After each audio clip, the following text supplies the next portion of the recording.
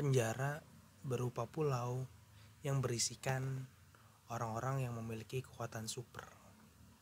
Ya, itu yang dibawakan oleh Aryadi di sini. Jadi Aryadi menceritakan tentang jin Kisaragi yang diasingkan karena memiliki kekuatan super. Jin gak sendirian, jin bersama rombongannya. Jadi orang-orang yang memiliki kekuatan super atau biasa disebut altered diasingkan ke sebuah pulau yang bernama Aryadi karena bentuk pulaunya seperti huruf D, bisa dibilang seperti itu. Komik ini diterbitkan oleh Level Komik, dibuat oleh Kyoichi Nanatsuki dan Yang Kyung-il. Untuk gambar Yang Kyung-il ini udah gak diragukan lagi ya, karena komik-komik dia udah gue review semua, hampir semua. Kayaknya yang belum tinggal Burning Hell sama Shingayo Oshi. Burning Hell sendiri gue sempat punya, cuman gak gue baca karena langsung gue jual waktu itu. Gambar-gambarnya juga udah bagus banget kan. Nah, jadi Aryadi ini, orang-orang yang memiliki kekuatan super ini semua mereka terbentuk dari ledakan yang disebut Antares. Jadi kayak ada ledakan meteor dan orang-orang yang di sekitar situ yang terkena radiasinya berubah menjadi manusia super. Dan bersamaan dengan munculnya Antares atau meteor jatuh ini, tiba-tiba muncul sebuah pulau yang gak ada di map, yang gak diketahui sebelumnya. Tiba-tiba ada meteor datang, pulau tiba-tiba muncul gitu. Nah, jadi orang-orang yang punya kekuatan, jadi para ilmuwan, orang-orang pinter mikir kayak, oh pulau ini ada mungkin untuk menghukum orang-orang yang menjadi kekuatan super gitu. Jadi semua orang yang punya kekuatan super dikirim ke sana. Dan tentunya itu chaos dong, kayak ibaratnya kayak banyak orang kuat dikumpulin di satu pulau, ya pasti berantem. Dan itu yang terjadi di area di ini.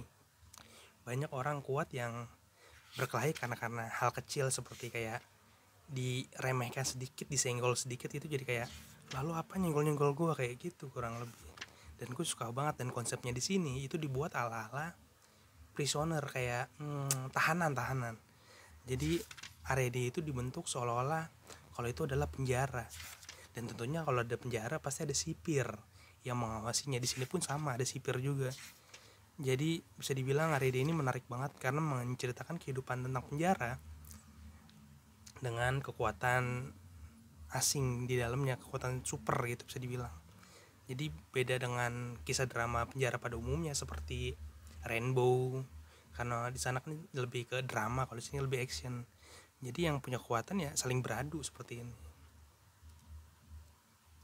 Dan karena terbitan Level Komik, jadi banyak banget unsur-unsur adegan dewasa.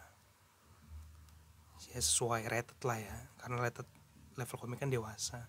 Seperti Rio nih, jurus dia itu nembus tembok, dan cara dia buat nembus tembok ya dia harus nggak pakai apa-apa. Nih Rio. Nah, cerita sendiri cukup menarik. Jadi apalagi di volume 3 pun jadi kayak 3 ke atas itu, volume 1, 2, 3 itu masih pengenalan lah. 1, 2, 3 masih pengenalan, dan volume 4 ke atas sampai volume 10 tepatnya itu ceritanya udah masuk konflik utama. Jadi dari cerita 4 aja itu konflik utama. Udah bener-bener full perang, full chaos di dalam penjara. Cuman ada satu yang aneh, yaitu final fight-nya. Jadi di volume 10 gue kira udah final fight nih. Cuman gue mikir kayak, loh kok volume 10 udah final fight, sedangkan komik ini tamat di volume 14. Ternyata di volume 14 ini, volume 11 sampai 14 itu kayak ada time skip yang dimana pemeran utamanya diganti. Ini gue agak spoiler ya, karena kan gue mengeluarkan pendapat gue mengenai komik ini, jadi spoiler. Nah, di volume 11 masih berantem ya. Di volume 12, 13, 14 itu pemeran utamanya jadi Ryo Hazama. Masih ada hubungannya dengan Aryadi dan ada hubungannya dengan Jin Kisaragi. Cuman lebih yang disorot itu si Ryo Hazama ini. Jadi benar-benar ada time skip yang menurut gue ceritanya makin aneh. Jadi pertarungan mereka yang singkat dan malah berujung kayak ibaratnya lu dari volume 4 sampai volume 10 itu terang-terangan deklarasi perang. Dan saat mereka musuhnya utama 2 orang saling bertemu, mereka bukannya perang, malah kayak aduh pala gue pusing, yang satu pusing juga, kayak saling bentrok. Akhirnya mereka pergi, dan tiba-tiba Ryo Hazama masuk ke pulau, tiba-tiba mereka perang lagi, dan endingnya gitu doang gitu. Maksud gue banyak pertarungan yang lebih bagus dari pertarungan final gitu. Seharusnya untuk ukuran action itu di mana-mana yang final itu yang harusnya jadi apa ya, jadi kayak yang paling gigit lah istilahnya, paling gitu. Nah yang di sini tuh beda, bahkan banyak pertarungan yang lebih bagus dibanding pertarungan final, apalagi soal time skip. Dan menurut gue ya di volume 14 itu kayak entah kenapa gue ngelihatnya kayak dikapak alias dipaksa untuk tamat, mungkin karena komiknya nggak laku atau gimana, gue nggak paham. Jadi kayak banyak banget pertarungan yang kena skip.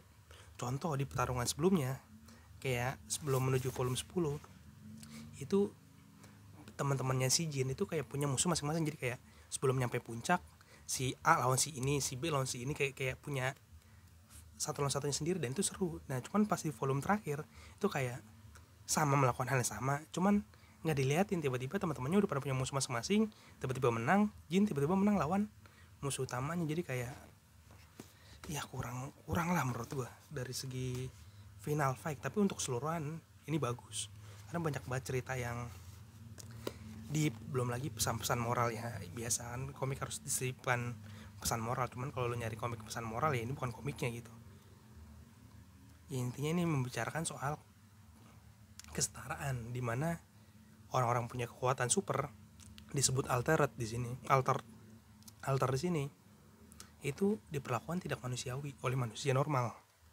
karena mereka dianggap bukan manusia lagi, padahal mereka jadi alter juga manusia sebelumnya gitu. Jadi kayak ada seperti itu yang diangkat di sini. Dan untuk karakter ini kelinci, entah kenapa karakter kelinci ini nggak muncul lagi, padahal di awal udah menjadi sosok yang menurut gue ikon ya. Tapi sayangnya kelinci nggak muncul lagi, dan muncul cuma di volume 1 dan volume 2 aja. Jadi banyak banget karakter yang hilang gitu aja sih. Karakter si anak kecil ini juga si Mika seperti itu ya. Walaupun ini masih menjadi komik yang menarik ya menurut gua, karena dari gambar, dari petualangan Jin Kisaragi, intinya gue benar-benar disuguhkan petualangan revolusioner. Jadi kayak Jin mencoba meruntuhkan dinasti yang udah ada dan membuat dinasti baru, kurang lebih seperti itu. Dan itu menarik karena masing-masing dari mereka memiliki kekuatan yang berbeda-beda, dan setiap kekuatan mereka itu juga punya fungsinya sendiri-sendiri, dan itu seru banget. Jadi ini masih recommended. Ini tamat di volume 14. Volume 14 nih tamat end, walaupun agak-agak gantung menurut gue, tapi ya udahlah, tamat juga toh. Bisa dilihat tuh tamat. Dan gue beli waktu itu masih belum langka, katanya volume 11, 12, 13, 14 itu langka. Gue beli yang waktu itu yang langka itu volume 11 doang. Jadi gue beli full segel nih. Gue beli cabutan full segel. Volume 11 itu agak keriting tuh di bagian sininya. Iya, karena gue beli Coldplay, bukan beli juga karena kebetulan. Jadi gue lagi mampir di toko biasa gue beli di Revoton, toko offline, karena gue datang langsung. Tiba-tiba gue nemu, langsung gue ambil buru-buru karena waktu itu gue tinggal volume 11 doang, dan volume 12, 13, 14 nya gue dapat harga normal sih, 15 ribuan. Selebihnya yang volume 10 ke bawah itu pada 7 ribuan sih harganya di Tokped. Jadi ini masih recommended banget, ceritanya bagus, gambarnya bagus, walaupun ada beberapa yang kurang seperti final fight-nya di akhir. Ya cuman penggambaran actionnya aja sih menurut gue, jadi kayak gambar selain final kok bagus banget gitu berantemnya, sedangkan di final kenapa jadi kayak gitu doang. Itu doang sih minusnya. Ya sekian review komik Aryadi dari gue, sampai jumpa di review komik selanjutnya. Terima kasih, dan buat kalian yang mau beli komik bisa kunjungi dapuk_wibu di Tokopedia ya, tokopedia.com/dapuk_wibu. Dapuk hanya 3 DAPUKKK, atau Instagram dapuk_wibu. Sorry agak ngeblank, gue lagi pilek, suara gue juga beda. Sampai jumpa di review komik selanjutnya. Terima kasih.